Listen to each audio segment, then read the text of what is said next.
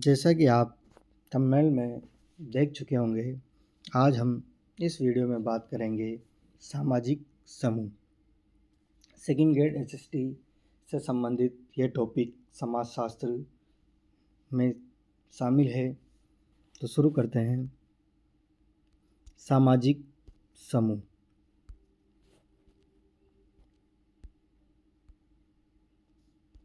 समाजशास्त्र में सामाजिक समूह एक महत्वपूर्ण अवधारणा है। जो समाजशास्त्र है, सोशियोलॉजी है, उसमें सामाजिक समूह एक महत्वपूर्ण अवधारणा है। मनुष्य किसी न किसी सामाजिक समूह का सदस्य अवश्य होता है। जो मनुष्य होता है वह किसी न किसी सामाजिक समूह का सदस्य अवश्य होता है। सामाजिक समूह के बिना मानव जीवन की कल्पना नहीं की जा सकती। जो सामाजिक समूह है उसके बिना मानव जीवन की कल्पना नहीं की जा सकती। कहा भी गया है कि मनुष्य एक सामाजिक प्राणी है। समाजशास्त्र में सभी लोगों के झुंड या एकत्रीकरण को सामाजिक समूह नहीं माना जाता। समाजशास्त्र में सभी लोगों के झुंड या एकत्रीकरण को सामाजिक समूह नहीं माना जाता। सामान्यतः सामाजिक समूह से आशय है दो या दो से अधिक लोगों के समूह से है। सामान्यतः सामाजिक समूह से आशय है दो या दो से अधिक लोगों के समूह से है, जिनमें स्थायी व निरंतर अंतर्क्रिया होती है।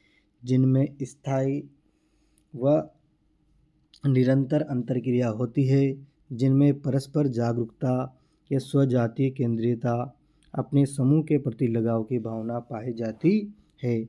इसे सामाजिक समूह कहलाता है। ऑगवन एनिस्कोक के अनुसार जब दो या दो से अधिक लोग मिलते हैं वे एक दूसरे पर अपना प्रभाव उत्पन्न करते हैं, उसे सामाजिक समूह का निर्माण करते हैं। जब दो या दो से अधिक लोग मिलते हैं तो एक दूसरे पर अपना प्रभाव उत्पन्न करते हैं, उसे सामाजिक समूह का निर्माण करते हैं।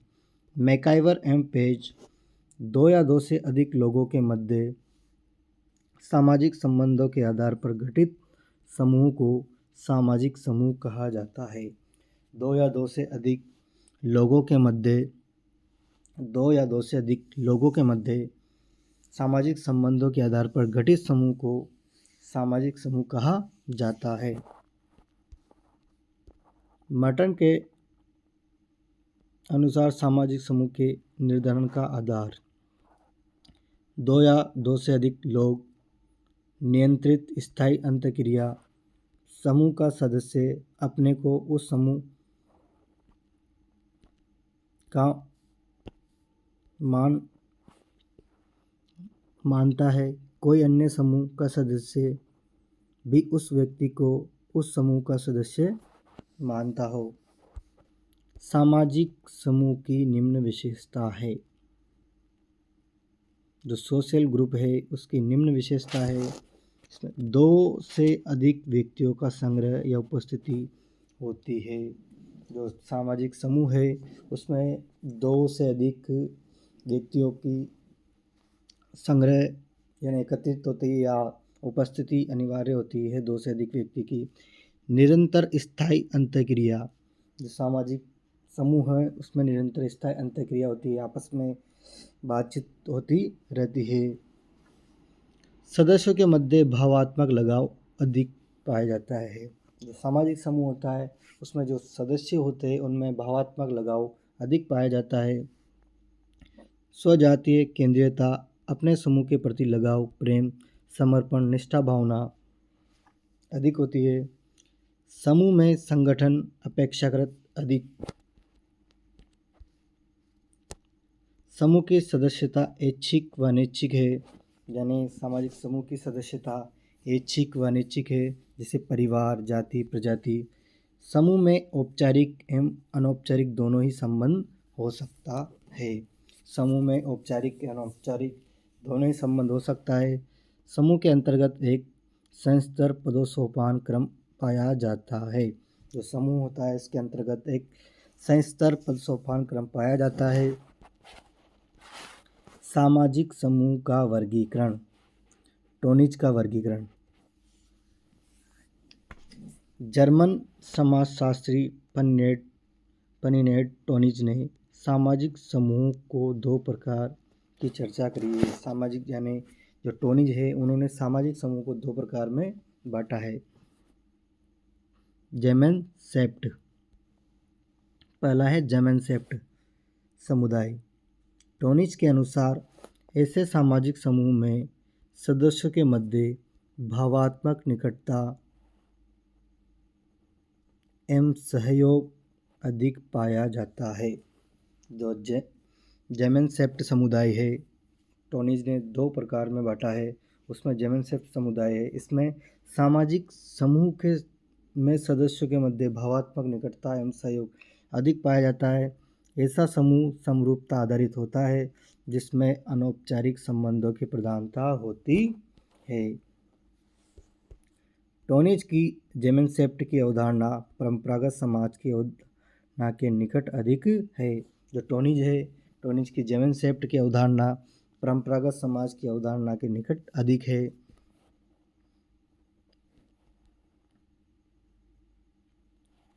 दूसरा है जेसलसॉफ्ट समिति।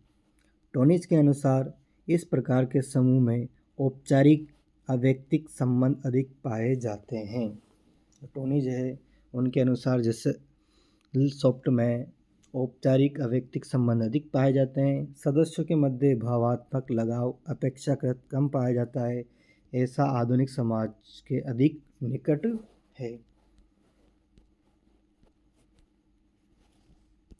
समनर्स की किताब है जनरीतियाँ जिसे बोलते हैं। फोल्कवेयर्स में सदस्यों के मध्य घनिष्ठता एवं दूरी के आधार पर समनर ने सामाजिक समूह के प्रकार की चर्चा की है। अंतःसमूह, बाह्य समूह।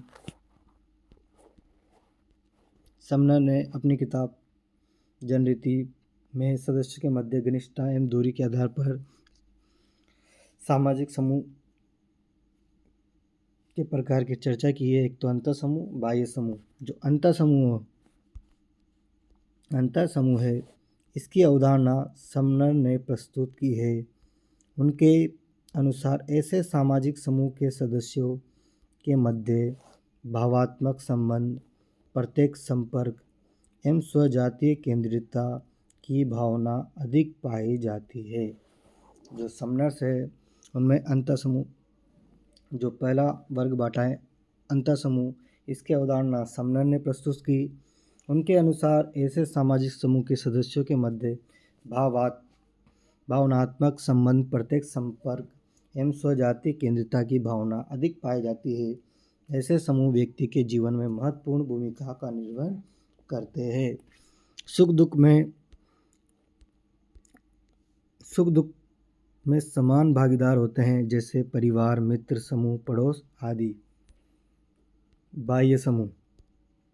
बाह्य समूह अवधारणा समनर द्वारा दी गई वैसा समूह जिनके सदस्य के मध्य भावनात्मक लगाव अपेक्षाकृत कम पाया जाता है, जहाँ सदस्यों के मध्य प्रतिस्पर्धा, संघर्ष, तनाव, घृणा आदि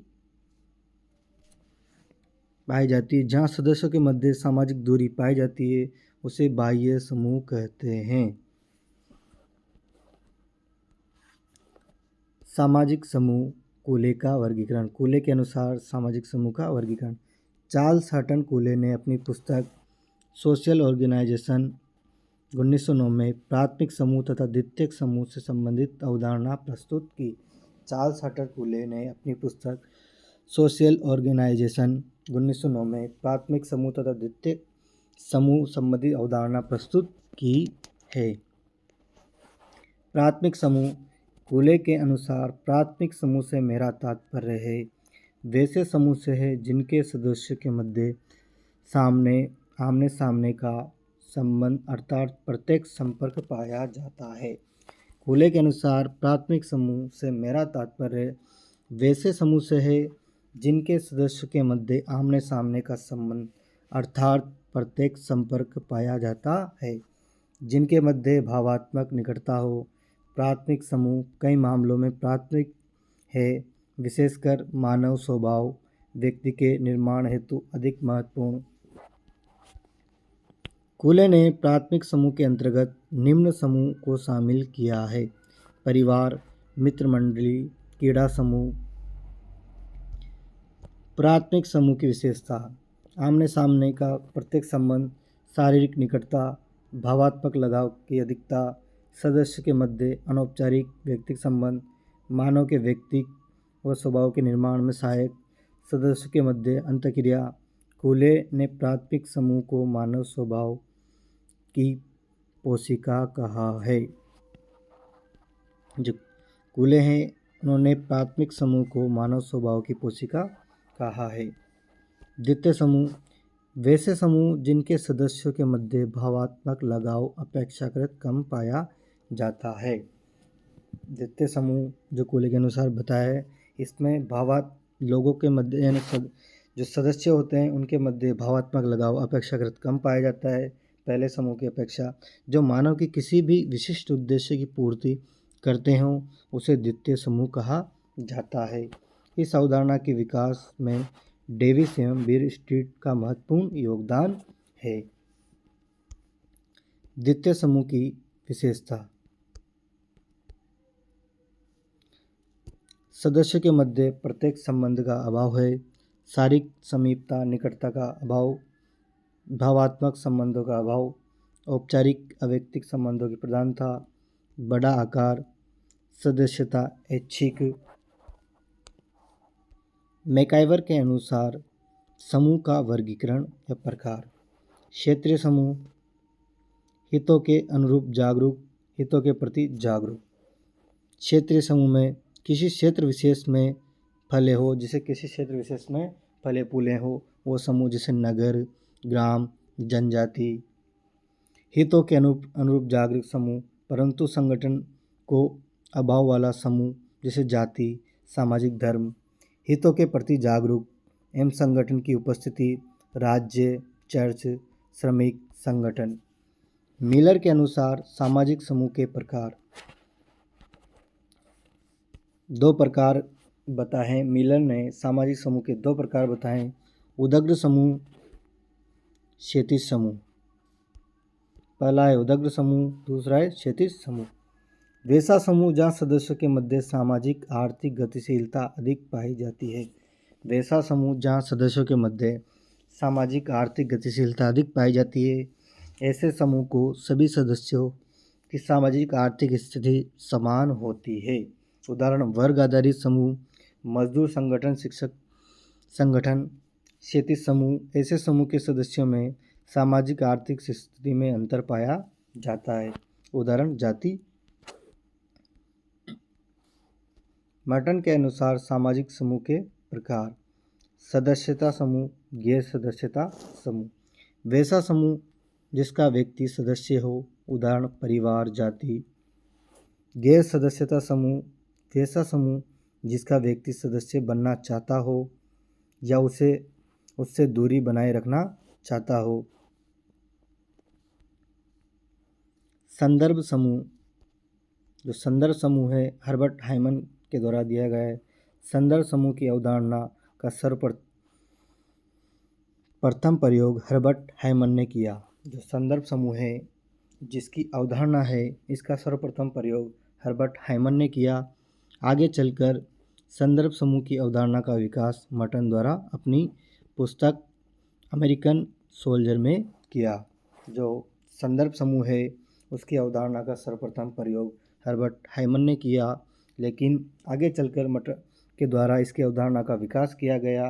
मर्टन की पुस्तक अमेरिकन सोल्जर में किया गया।